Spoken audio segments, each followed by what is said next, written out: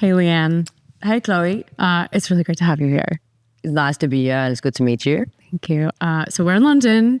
Tell me what you're doing here this weekend.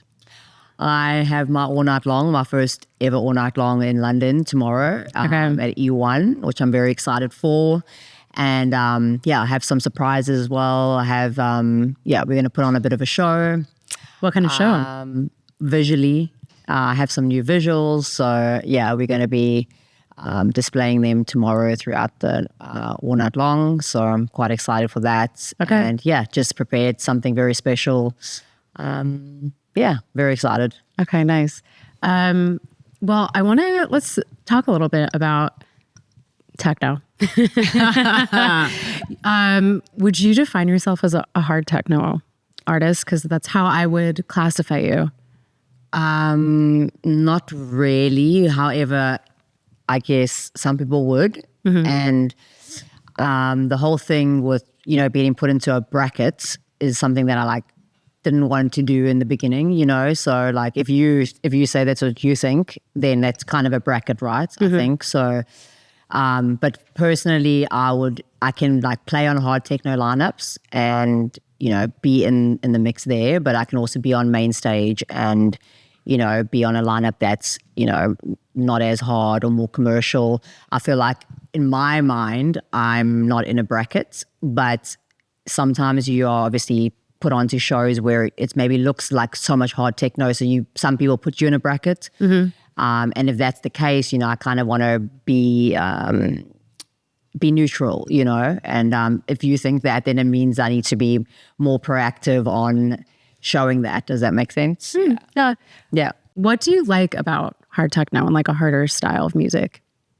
I would say, basically I'm kind of an energetic, wild person. And I feel like, when you're in the mix with the harder sounds, it kind of gives you that euphoria and the energy. And I think it really, I don't know, it kind of resonates with me, just as me as a person, outside of the artist as well. So the hard techno scene is really polarizing. Yeah. There are some people, especially in the older generation of techno artists, who might look down on it, especially since it's gotten so popular. Yeah. But at the same time, it's clearly appealing to a lot of people. It's filling arenas.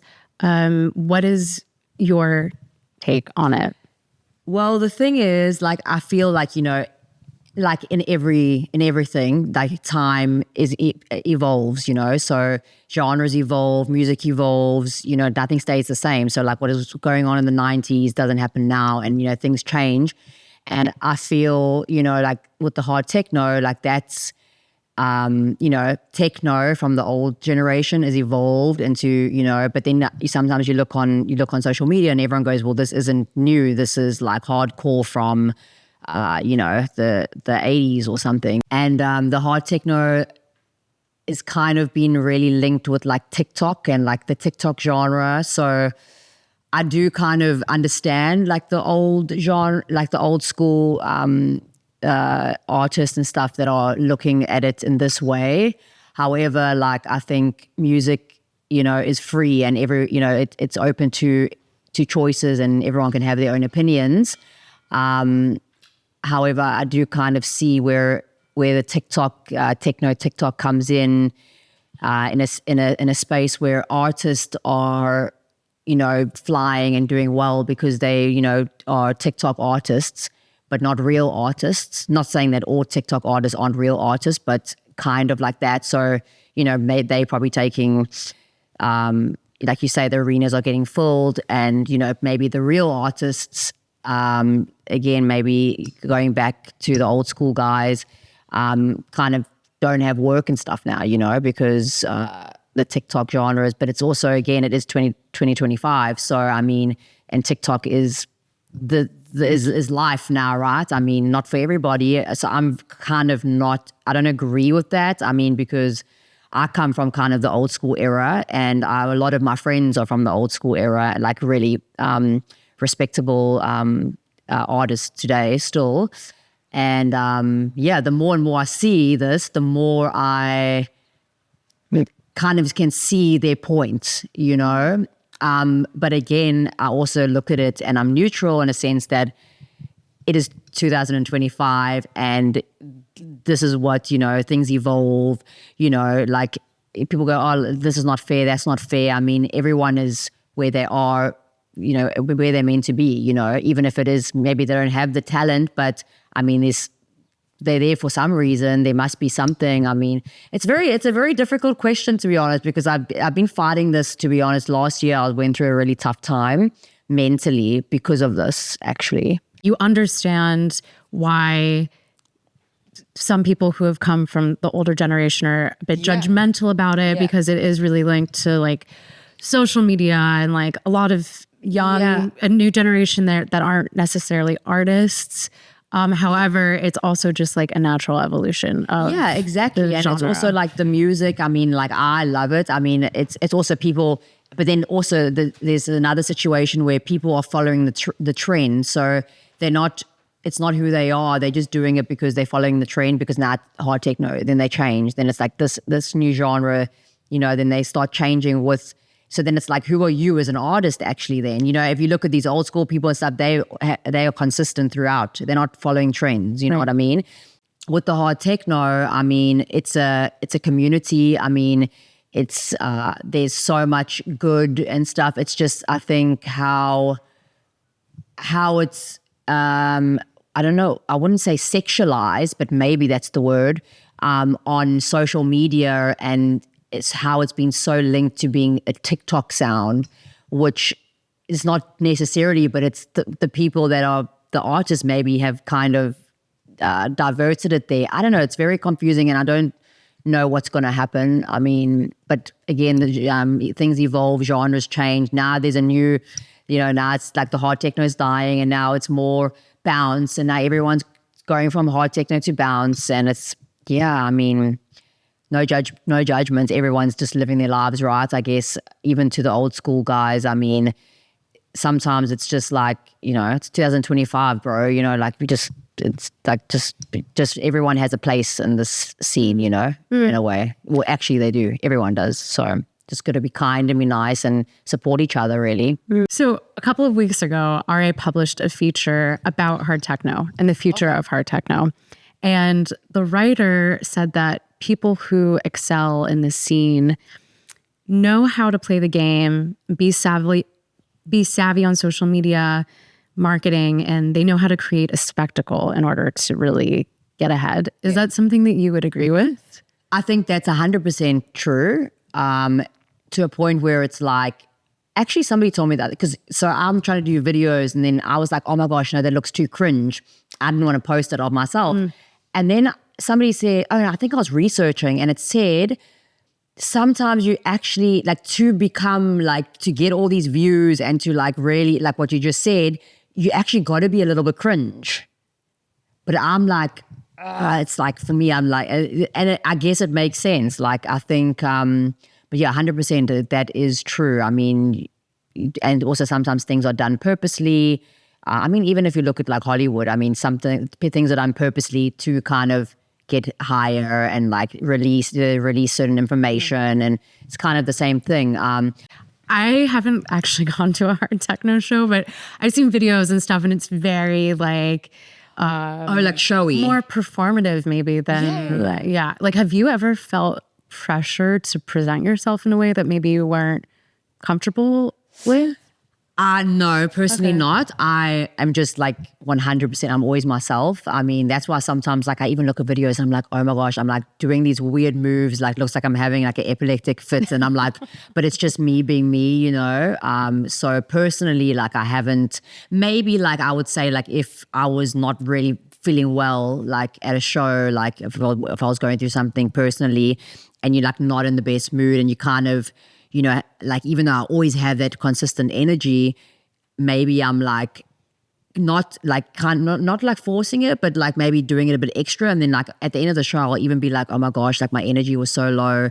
But then I look at the videos and it doesn't look like that. So I think personally, like for me, I always am true to me and I'm always myself. I mean, I sometimes wish I was sometimes more composed on the stage, but I actually am just so myself that I'm just like a crazy woman sometimes. But I'm even thinking like, maybe Leanne be more composed. So now what I do, like if I wear something more like feminine, I'm more composed. Like if I wear an outfit that's a little bit difficult, I like tone it down a bit, and it's a bit more like, but I guess also some people they come on stage and they do something totally different. They become that persona. They breathe fire. And they have different. I think I'm kind of the same. That's good. In a way, yeah. I think so. So you mentioned that.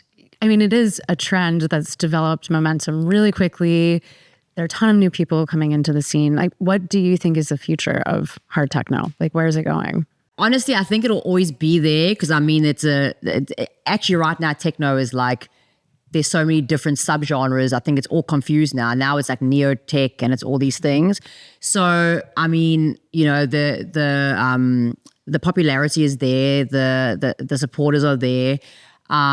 I do think that again, like music evolves like all the time, like as it always has. So at the end of the day, I think all music will always be there, but it might not be the in thing, like it's kind of slowly, the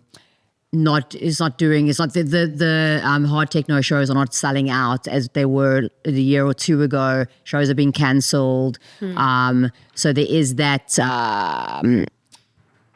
that's what's going on, and they have more. It's now turning more into like bounce. So like some people are even like making like alter egos because they normally play hard techno and now they play bounce.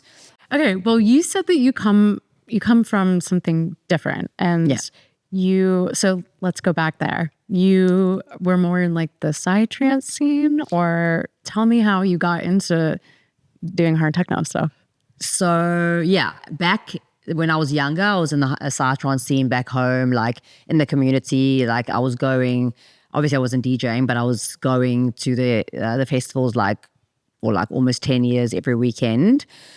So that was like my first love. Obviously before that, rock and roll, like when I was younger and old school pop and but I was in the psytrance scene, and then it was in Cape Town, so they have a really, really huge scene there. And I, from there, I kind of went to the school, Soul Candy. I went to go study production, and did some DJ lessons. And then I got a place on a radio show. So I had my own show. But back then I was not playing. I wasn't like showcasing like hard techno. It was more minimal tech. From there, I had my show for like a year. And then from there, I went to LA and I ended up studying production. And I actually had my first show ever. My first ever DJ gig was actually in Venice Beach. But I was not playing hard techno, because again, like we were talking about evolving, back then it really it was minimal tech. Oh my gosh. And I still actually love it. Like I actually got goosebumps. Like it's still like, oh my gosh, yeah. So actually Julian Jewel, I actually remember because I used to play Adam Bayer, and like Julian Jewel was one of my favorites. And it was just more like, minimal tech. It was really, I was playing that for like the first year or two. Then I went into more tech house because tech house was a vibe. And it's crazy. It's like, it was like, I didn't even think I knew what hard techno was, or even I don't even know if it was a genre back then. Maybe it was, and probably on Beatport, it's always a new genre.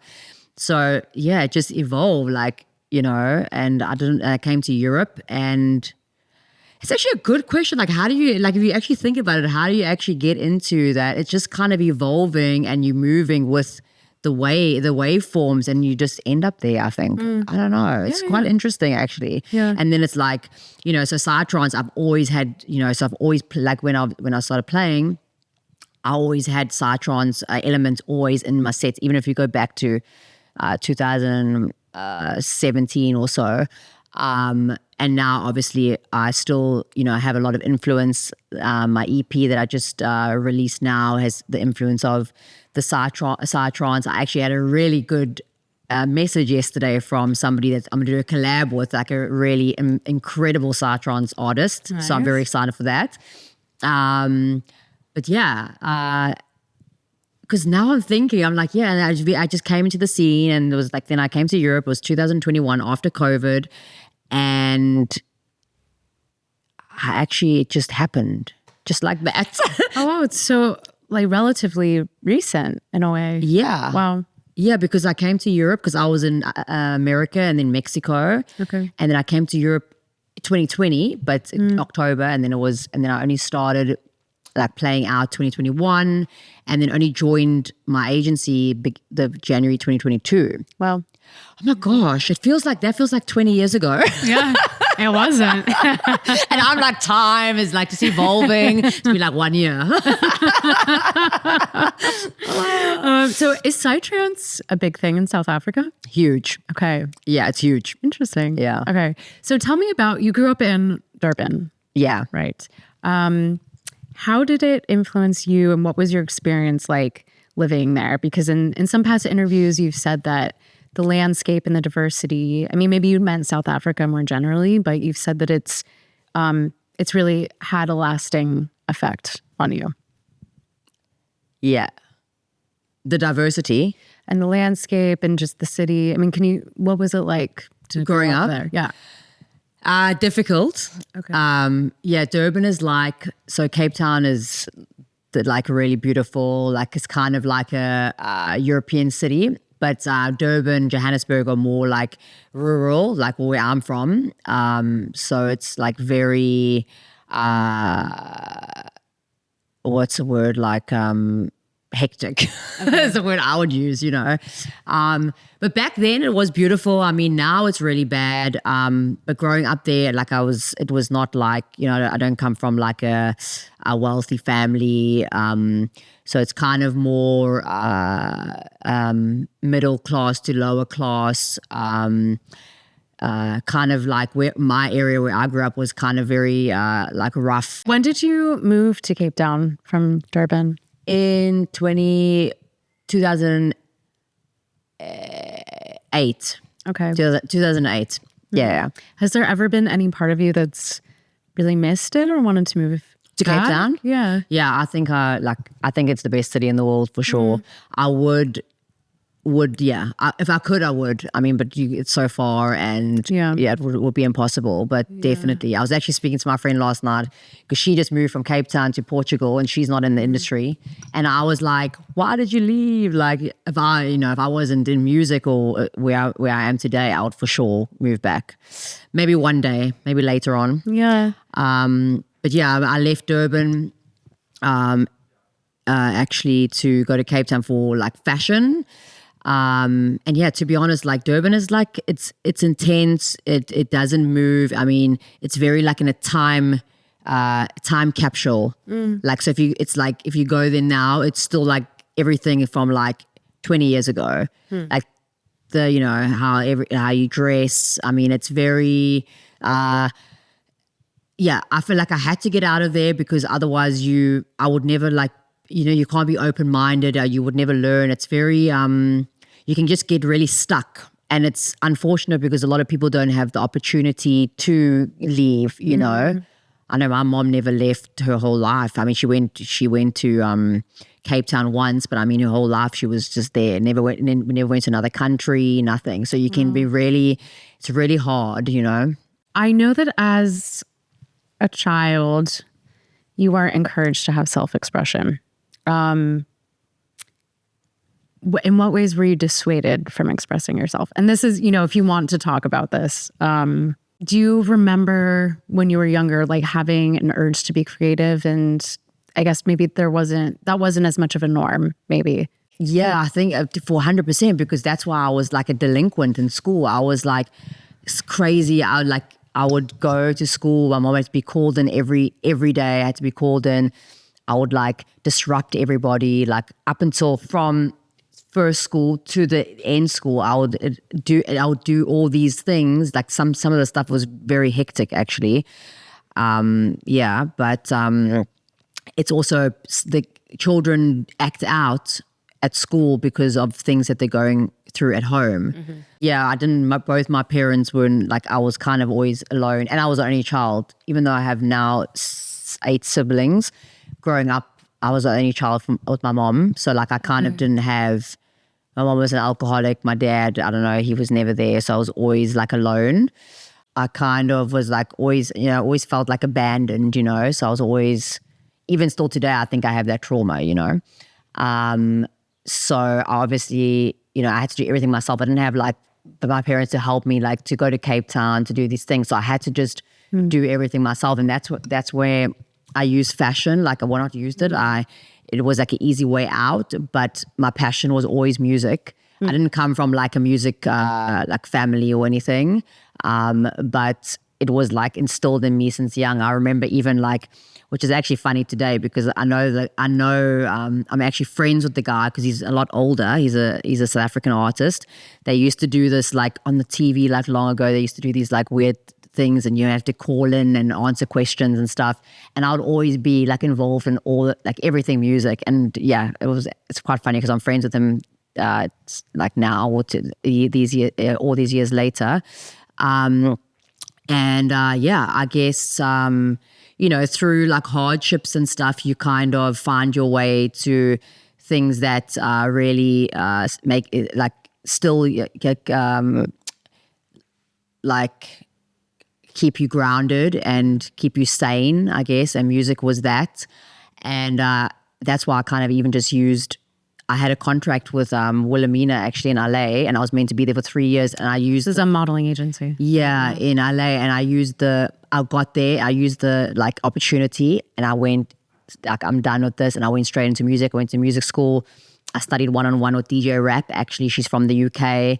She like with our music production, and I just put everything into music. And I guess it's kind of been my safe place, you know.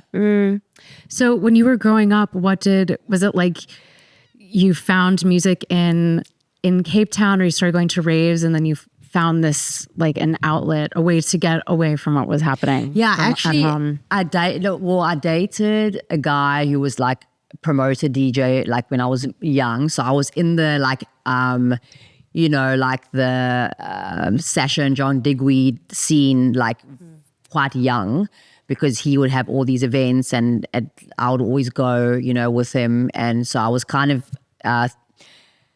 not thrown into the scene, but like it's a blessing because I've had all this experience. I've met all these amazing artists throughout this time, and I was obviously in the scene, and it kind of, that was an escape. I mean, I was partying at a very young age. I mean, you know, and obviously doing things I shouldn't be doing at that age and stuff. But it's also, again, you like kind of come from a household that you know, a difficult, like challenging upbringing. So, you know, to be honest, sometimes I actually look at myself and like, oh my gosh, thank goodness I came out okay. Because what I put myself through and what I did and everything, I could have been in a very different position. I mean, I feel really blessed to have my strength of my mind, to be honest, because I always do believe anything's possible because the mind is the strongest thing. You know, if you put your mind to it, or if you just fix your mind, or, you know, you can really do anything. And I do believe that's what, you know, kind of made sure that I didn't go on a bad path, you know. And then when I moved to Cape Town, I literally got lost in the psytrance scene, and I really found just like, it's like no other, just the energy, the people, like, it's like, I don't know, it's indescribable unless you go. There's just only good vibes, and I really just felt, the connection there, and I really let myself go. I was there like for 10 years every weekend. I mean, it was, I submerged myself in it, and it will forever be my number one for sure. Oh my God, I'm getting goosies.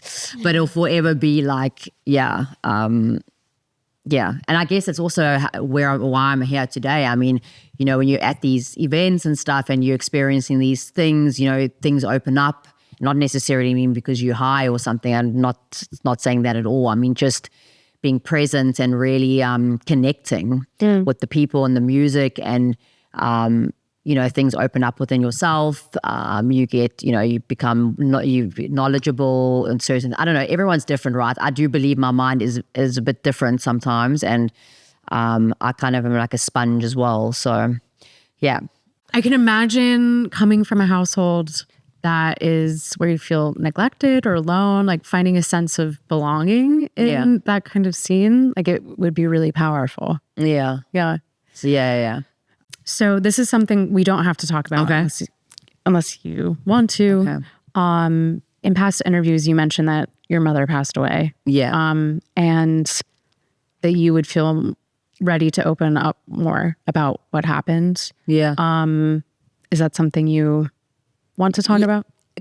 I think kind of, because I think it's kind of also relates to a lot of things in the world today, and like I guess in the scene maybe not as intense, but yeah.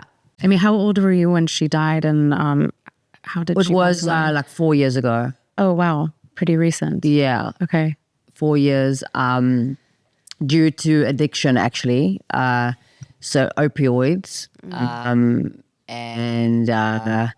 But it was like a long like road, like which I didn't know how bad it was. But she basically, so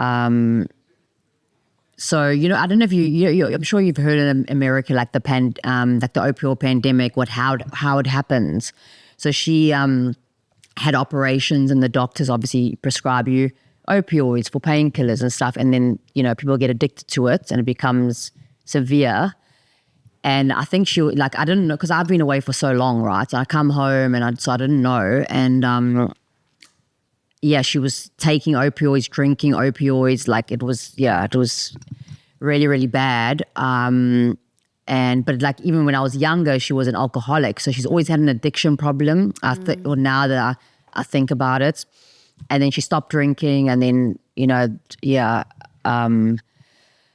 but yeah, it's a very hectic situation. I'm still dealing with it because I haven't actually processed it. I actually spoke yesterday to a therapist again for the first time, because I need to actually deal with that. As you can see, I'm quite like. It's a very intense, because we were super close, and so sorry. Thanks. We were super close, and I ended up putting her into rehab in the January, and she lasted like a week, and she came out and she was just like, they treated me so bad, and I said, you have to go back in because you're basically a heroin addict. But she doesn't take but she's so old school, she doesn't even know what an opioid is. I mean, it was unbelievable. And when I said heroin addict, she just wrote me off and told me that I'm not her daughter, she hates me, and all these things. And then 3 months later, she killed herself. Oh God. Yeah. I'm really sorry. Yeah, but at the end of the day, this is the reason why I want to say this, is because, opioid addiction and, what the doctors are doing to people is a real thing, and it really needs to be spoken about, and it really needs to be stopped. I mean, I guess in America, it's like a big thing there, right? I even tried to make her watch these documentaries while she was going through this, and I don't think she did, but she didn't even know what an opioid is. I mean, so it's like, and then we didn't speak, so she wrote me off, and then we didn't speak all that time, and this happened. So it's like kind of yeah. Well, you feel very helpless, and I'm guessing, and also just to watch somebody go through that. Yeah, I mean, I wanted to kind of go home before this happened to just help her. And then, I mean, it's very, How are you doing? And to be honest, I put everything into my work after that. I'm actually because I don't speak, to be honest, I don't speak about it often. That's the problem. I've kind of put it away, and I've just used the all that emotions and anger and anxiety and everything into my work. And I've just put everything into that and used it in a positive way. But now it's been 4 years. Actually, it was 4 years on the 27th of April.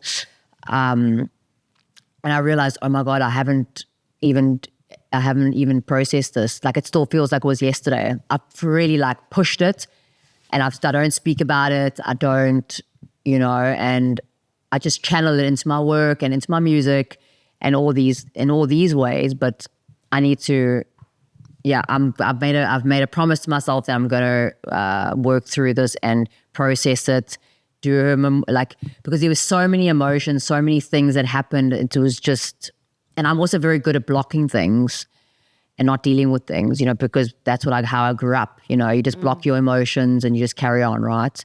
And I think it can be good because I can use it in a positive way, like I am with my work and, my energy in it. But then down the line, all these blockages, I don't know. I mean, I got to. Well, I think sometimes things can be so painful that it's a coping mechanism so that you don't have to confront it. But since I was a kid, I always had to, so it's like a natural thing for me, but that's also problems in like relationships or things, because I'm always like, my guard's always up, like my shoulder's always up, and it's like, protect myself, because it's only me, it's always only been me, like it's always been me. I don't have like family, like I have family, but I don't have that support system. I mean, the therapist even said to me yesterday, the first time I spoke to her, she's like, you have no support system. Like you can't do this alone. And I was like, oh my God, like that is so true. So yeah, I mean, I obviously have my friends and stuff, and I have some family that maybe I should just be more open to, but I've always been so like, especially with family, more like I'm so blocked because it hasn't been like, it's not like a family like how like some people, I mean, not everybody has it either, right? So, I mean, but I do believe that trauma and hardship does lead some people to really achieve anything they want to achieve because they've come from that. I think I saw, actually it was in London. It was was it London?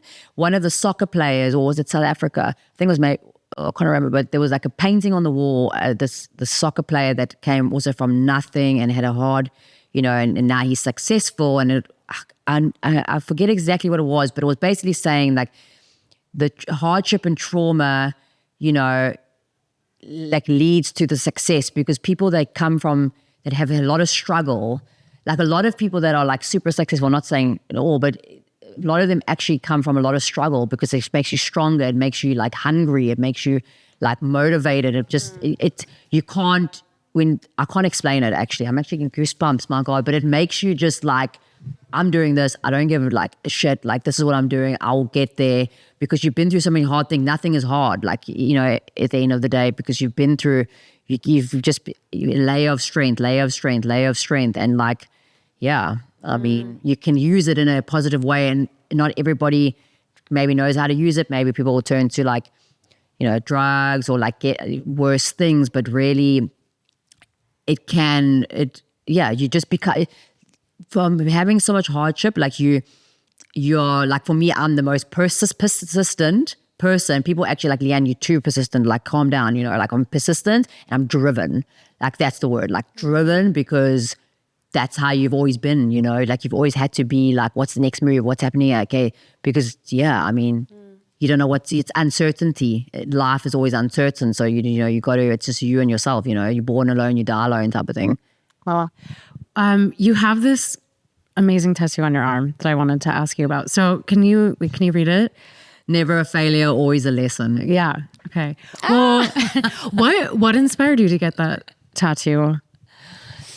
Well, basically, like, so obviously failures and, I guess in life, you do something, doesn't work out, it's kind of, instead, like I love to learn. So like I'm always learning something. If I'm Googling, like I'll be watching TV and I'll see something and I'll have to stop and I'll research and I learn like new words, or like, what does this mean? Or I'll go down a rabbit hole of something, anything. Like I'm always learning and like always studying something new. But I mean, the never failure, always a lesson is that in life, things you want to, like you have goals and you want to achieve things, right? And maybe if it doesn't work out, it doesn't necessarily mean it was, you failed.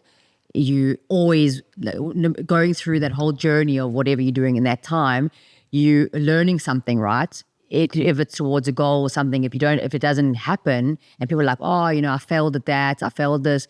The thing is like learned so much to get there, and maybe that wasn't the right path, but it will lead you, like life will lead you through. I always believe you're always at the right place at the right time. I mean, you are where you're meant to be. And it's just more to myself that, like a failure is not in your mind, like, oh, I'm like a failure. It's like it's a lesson learned. It's very hard to. No, I understand what you're saying, and it's you seem like someone who's very mentally strong. Like I think sometimes I wish I wasn't so much, but yeah. No, but like you don't succumb to obstacles or things that could make you feel down, or like, you just keep going. Like you're very determined. Yeah, and I always look at I think it's always like looking at the positive in the situation. And I guess I got this tattoo, and actually I got this tattoo the same time. This is super old, actually, my word, because it says believe. This is before I started DJing, and it says believe with music notes there. And I got it at the same time. So obviously it was like, okay, believe in music, and then it was that was through my struggles back then. And I think it was more to myself to be like, nothing you do is a failure, because like, let's say this is what I was doing and this is what I wanted to do, and and it didn't happen. You have to look at all the steps you were doing to get there, all the stuff you learned, and maybe that wasn't for you, and it wasn't. Like now, then you move into something else, and then now I am where I am today.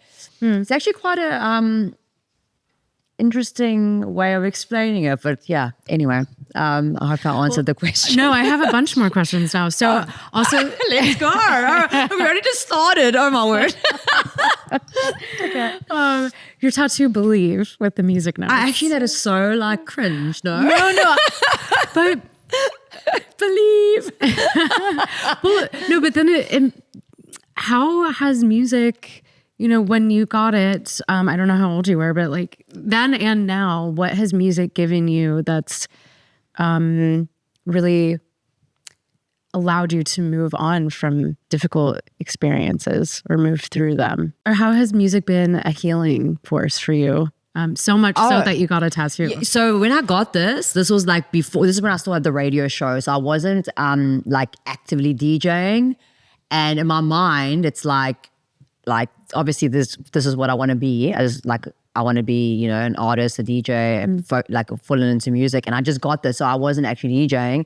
And I guess music has always kind of been like a safe place, like I told you, especially like in my life. And so back then, you were at the radio station, you had this vision of yourself, what you're doing now. Yeah.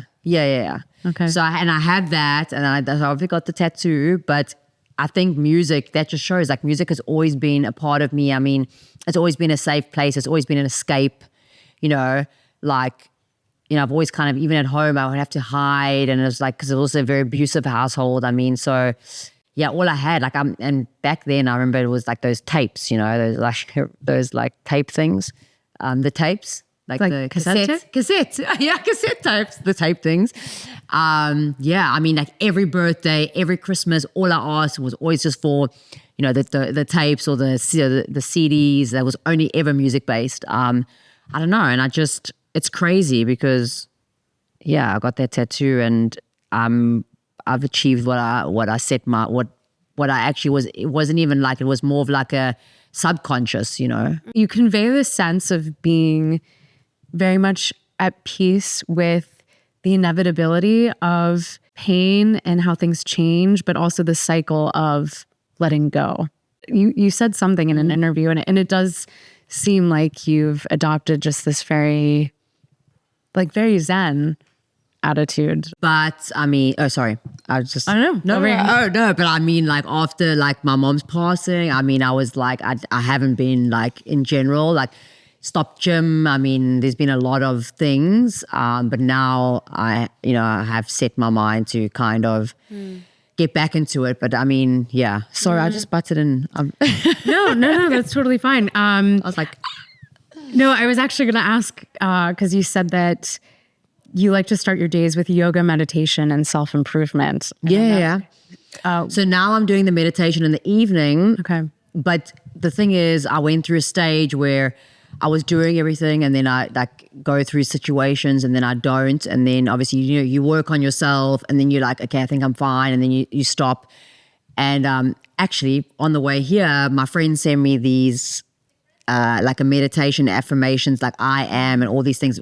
So on the way here, I was doing it in the car. She's like, Deanne, you start doing this again. So like now I'm getting back into it. I mean, slowly, because at the moment things are like also been very intense. I mean, just with energies and just life, and a lot of anxiety I've been suffering with. So like now like 100% like, okay, I have to get back into going back to doing yoga. I mean, I also think my environment would help because where I live is it's not really that kind of lifestyle. I mean, so I am looking to move just so, because I think I need if I stay there, I'm just going to be stuck in the same place. But usually before, like, and I've been living there for 4 years in Amsterdam.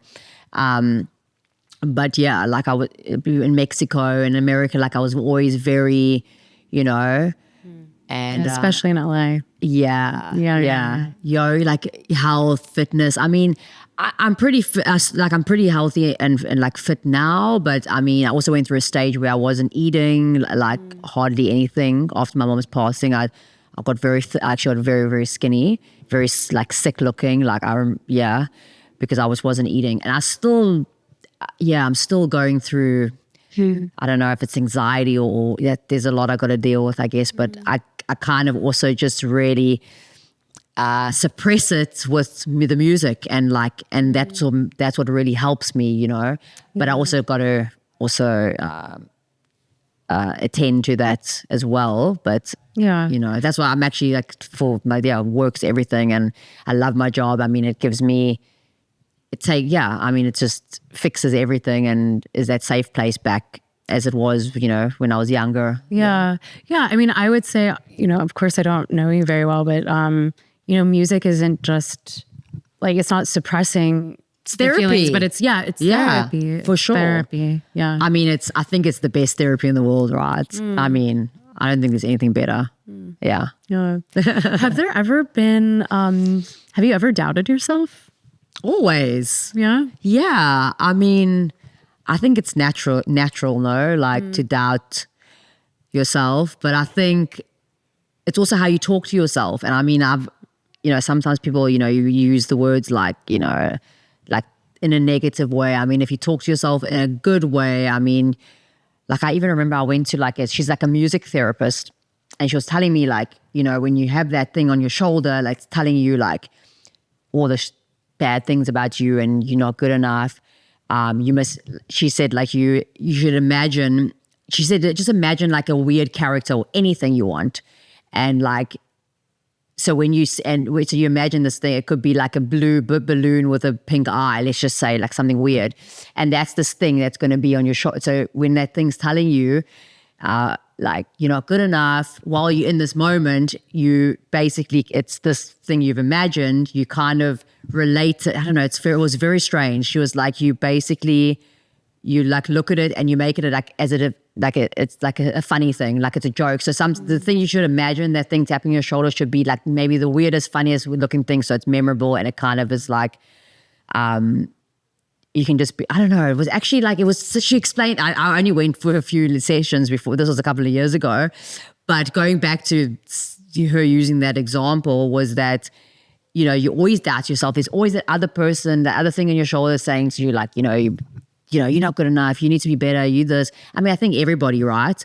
But it's about, I guess not believing that doubt, I mean, and being like kind of just not competing with others, but competing with yourself. So if you're competing with yourself, you can always better yourself, right? So you like, if I'm doubting myself, how can I be better tomorrow? And then you show up, and because most people compare themselves to other people, right? But you should compare yourself to yourself, because that's the only way you can grow and become better. Because if you're comparing to your other self, then you become, that's another whole bad road, like down the rabbit hole, that's another whole situation. And it's really hard, but you got it. Like it's important how you speak to yourself. And that's why on the way here, I was listening to this thing about how I am, and it was a 20-minute affirmation on on this app. And I'm like, now I'm ready. Like, it's crazy you ask me this question because I'm really good at these things, but you know, we're all human and things happen and you become, you know, you go through bad times, and now I'm back on the horse and I really need to heal, and I really need to, you know, get back onto all these healthy vibes and look after myself, because if you don't have your health or your strength, then you have nothing, right? How can you perform or give or show up, you know? Totally. I've heard that your friends call you the technotherapist. Who told you that? I read it in an interview. Is that true? Oh my gosh, it's so funny. Yeah, because people, oh my gosh, because it's so crazy because people would call me like artists that and shame, like young artists that I never knew, like asking me all these questions, and then like about contracts, about agencies. I mean, I went through a stage where I had just people coming to me all the time with advice and help. I had a friend of mine also call me 2 days ago in a situation she's in. I mean, people, and then some artists that I'd never met, I don't know. And I was like, but I'm always willing to help, and I'm always willing to, you know, to give my advice. I mean, I was reading this artist, I don't even know what his name is. It was a while ago, a young artist. He says, send me a contract. He's like, I got sent this contract, like I don't know. And I was like giving him advice on the stuff. I mean, I don't know, it just happened. And then everyone was like, oh my God, you're like the technotherapist, because everyone was coming to me and just kind of, I don't know. And it wasn't like it was like by phone or by DM, or it wasn't like I was like there waiting, like, okay guys, come in, next one, you know. I don't know, but it's also like cute, I guess. I mean, it's nice that I'm able to help people and give advice where, you know, if it's going to benefit them, or, you know, I'm just being me, you know, and being real, I guess, is kind of. Yeah. Do you maybe feel better equipped to help other people because of what you've been through in your own life? Like, you've been through a lot of adversity. I don't know, maybe. I actually sometimes think that maybe I could be like a good therapist. I'm thinking like, no, I don't know. But maybe that is true. I mean, that could be, because you kind of learn so much and you've been like stuffed over many times in so many ways, personally, professionally, you know. I'm also like, you know, I'm also a bit older, so maybe I've also got a bit more experience. I don't know. But it's also the care factor. I think I really care about people, and maybe people can feel that and they gravitate to that just by maybe they send me a message and then I'll reply being nice, and then it's like, then they kind of feel comfortable to ask me these things. I actually get that often. Yeah, but technotherapist. You know where to go. I wanted to ask, in an interview you gave in the past, you said you realized how fake the industry can be. What exactly do you mean by that? And are there specific experiences that made you feel that way? Yeah, I guess, you know, I think there's a saying, especially in this industry, like no one's your friend, really. I mean, I guess you have friends and you have acquaintances and stuff, but I just think it's just hard because sometimes you don't know if it's real or not. I mean, obviously there's some that are real, right? But there's a lot of fakeness where it's like, you know, I see it myself where people are like acting best friends with somebody, and then coming to me or somebody else and like really speaking really horrible things, like really horrible. Like I've been like, I'm like even staying out of all of it, because it's like how can you be like, it really is like that. So it's like best, like when you see each other, like besties, and then behind their back, they actually, and I don't know why, because I'm not like that. If I don't like somebody, I'm not going to pretend to be like that. But I guess people, I don't know, everyone's different. I mean, when I was younger, if you want to call it two-faced, in school, I was kind of like, not a mean girl, but yeah, I kind of was not a nice, you know, I was in that kind of group with girls, you know, and I kind of was like that. So maybe now I'm very anti-fake, like really strongly. Like I even like people that I see, like people that are doing these things and I see it, I automatically distance myself from these people, and I won't affiliate myself, collaborate with them. I mean, the thing is, but how many real people are there? I mean, it's very hard. How many, I just think, I mean, it's fake in a sense of like, you know, not being a real artist. I mean, sometimes, I mean, it's fake in a sense of personality, performance. I mean, sometimes you can see it. You can see it's put on, and for me, I always go back to being authentic, being true to you and who you are. I could be now and be like, oh, tomorrow I want to be like this because I think it's going to fit in or look cool. And then you act like that, but it's not you. And then people can see through that. I mean, I'm very, like, I can see through that sometimes too much. I wish I didn't because, because sometimes I see it and people don't see it, but I really do. I can smell these fake people from like a mile away. But at the end of the day, but then you get people that's saying fake it till you make it. I mean, so it could be that way. I mean, so there's all different ways of. But I think that's different. It's like fake it, like be more confident or something. Like not be fake in terms of like be two-faced. I've got quite a few friends in the industry that I speak to on a daily basis, and I like, but I know of scenarios because a lot of people speak to me how, it's like speaking about this person, but then it's just like, for me, it's just, I literally feel like I'm losing brain cells when I even hear these kind of things. It's like come on, really? Yeah. You know what I mean? But I guess it's different strokes for different folks, right? I mean, each to their own, no judgment, everyone's live their best life, I guess.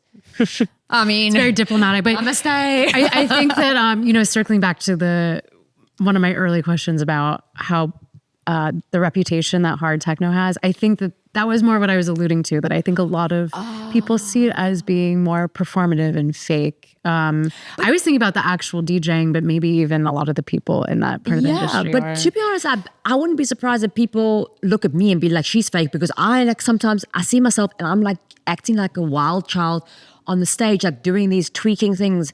And maybe I know that's me, because if you saw me at those trance parties, boy, like I was way worse. I mean, but like, I'm almost certain people, but also people don't know where I come from. They don't know my background. They don't know how many years I've been in the industry to get here. I mean, it's been over 10 years. I started producing in 2012. I mean, so people, but they don't know these things, and they just see, oh, she's been here since 2021.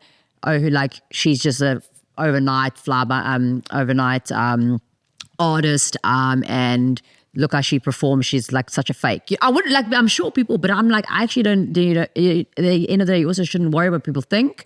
Yeah, I'm sure people think that about me, but I don't even care about it, because I know that I'm not, I want to talk about what you're doing next, because you mentioned that you might want to move in a different direction a little bit.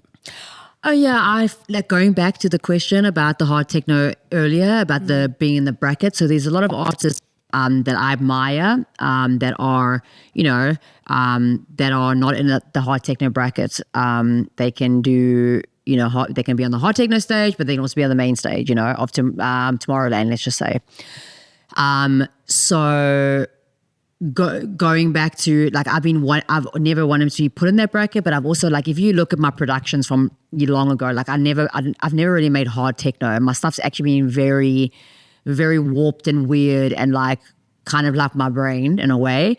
And I want to kind of, maybe last year, the year before, I made some hard techno, but if you look at my history, I mean, it's not what I make. And I kind of want to explore other avenues and collab with other artists outside of my genre, just because it will also give me more creativity space. I mean, I feel like it's not like just stuck in, because I love hard techno and I play it, but I also love other things. And my brain, sometimes when you sit down to make something, even if I say, okay, I'm going to make a hard techno track, it probably is going to come out with like an acid, like, I don't know, 90s, like 90s like techno vibe, or like Detroit techno vibe. And it just happens. So I've got to let my creativity flow.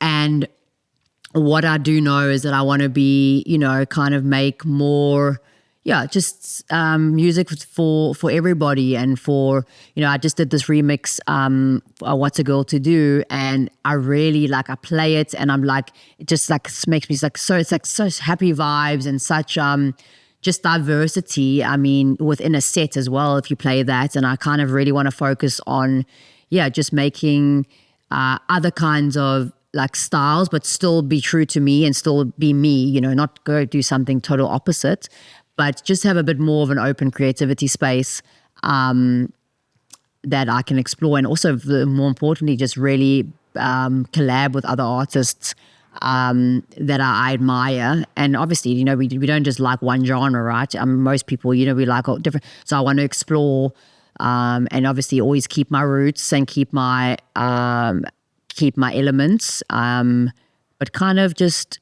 you know, kind of evolve in ways that I'll see, you know, and also just be open to expanding and just doing things that maybe I wouldn't not necessarily do or would have done, and that's exciting, you know. Release on labels. I've got like really like labels that I want to really release on that are a bit more out the box, or like you know, it's not like something that you would think that I would release on, but I want to explore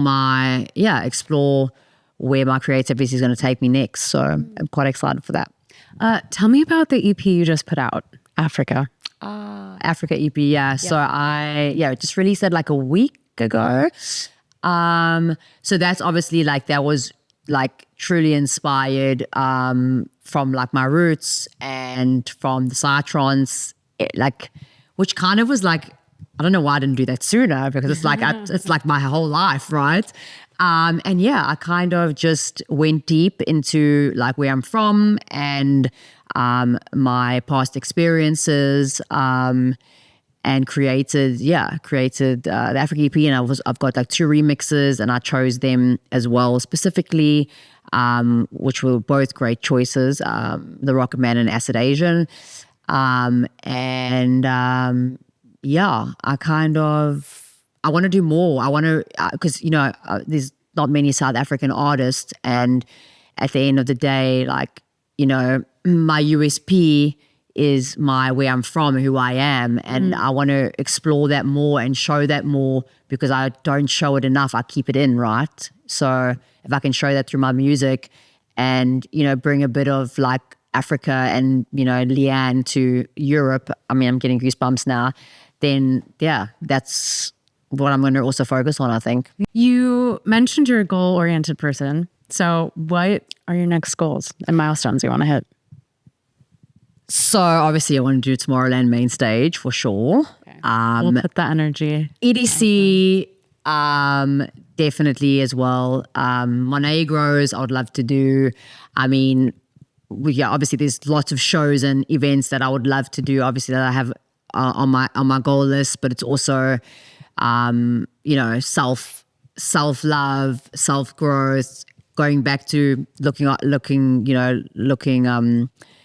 going back to the health and wellness, making sure that I'm healthy to be able to even get there. So that's, even though it's not a goal, it's more like a direction. And yeah, release on some like other labels and bigger labels that I'm actually working towards.